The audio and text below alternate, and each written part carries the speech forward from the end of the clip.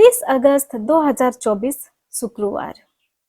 पहला पाठ कुरिन्थियों के नाम संत पौलुस का पहला पत्र, अध्याय 1, पद संख्या 17 से 25। क्योंकि मसीह ने मुझे बपतिस्मा देने नहीं बल्कि सुसमाचार का प्रचार करने भेजा। मैंने इस कार्य के लिए अलंकृत भाषा का व्यवहार नहीं किया, जिससे मसीह के क्रूस के संदेश का प्रभाव फीका न पड़े।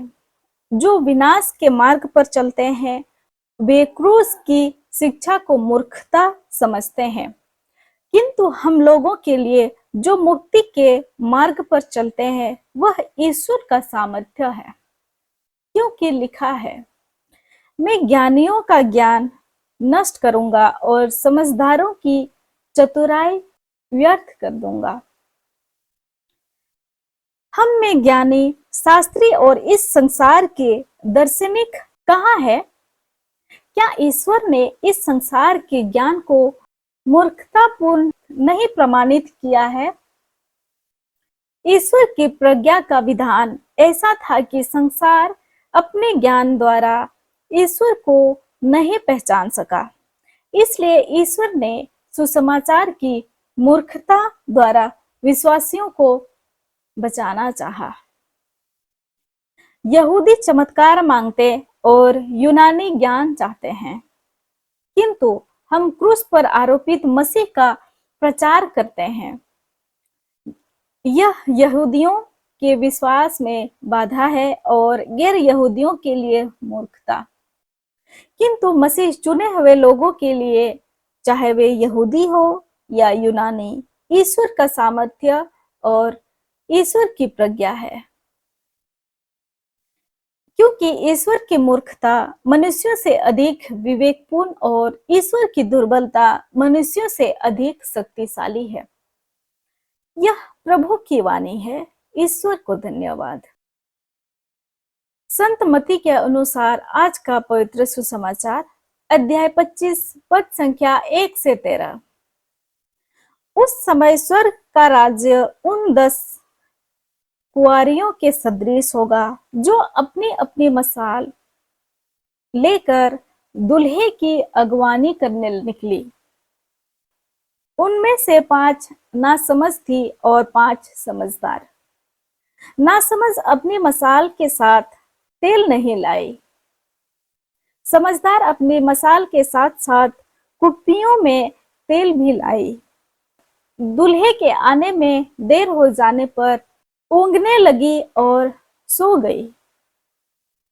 आधी रात को आवाज आई, देखो दूल्हा आ रहा है, उसकी अगवानी करने जाओ। तब सब कुंवारियों उठी और अपनी अपनी मशाल संवारने लगी। नासमझ कुंवारियों ने समझदारों से कहा, अपने तेल में से थोड़ा हमें दे दो, क्योंकि हमारी मशालें बुझ रही है। समझदारों ने उत्तर दिया, क्या जाने कहीं हमारे और तुम्हारे लिए तेल पूरा ना हो। अच्छा हो तुम लोग दुकान जाकर अपने लिए खरीद लो। वे तेल खरीदने गई ही थी कि दूल्हा आ पहुंचा। जो तैयार थी उन्होंने उसके साथ विवाह भवन में प्रवेश किया और द्वार बंद हो गया। बाद में शेष कुंवारियों भी आकर बोली, प्रभु प्रभु हमारे लिए द्वार खोल दीजिए। इस पर उसने उत्तर दिया, मैं तुमसे यह कहता हूं, मैं तुम्हें नहीं जानता। इसलिए जागते रहो, क्योंकि तुम ना तो वह दिन जानते हो और ना वह घड़ी। यह हमारे प्रभु यीशु ख्रिस्त का सुसमाचार है। ख्रिस्त की जय। तो आइए आज के दोनों पाठों पर मनन चिंतन करते हैं। हमारा जीवन हर प्रकार के अवसरों से भरा होता है। यह हमारे ऊपर निर्भर करता है कि हम ऐसे उन अवसरों का सदुपयोग करने के लिए कितने जागरूक रहते हैं। समझदार कुंवारियों ने भविष्य में होने वाली कमियों को भांपते हुए अपने आप को हर परिस्थिति के लिए तैयार रखती है। उन्होंने अपनी सूझबूझ से दुख में एक जागरूकता का नमूना प्रकट किया है। हमारे जीवन में भी ऐसे मोड़ आ सकते हैं जब प्रभु यीशु दूसरी बार अपने राज्यों में महिमा के साथ आएंगे।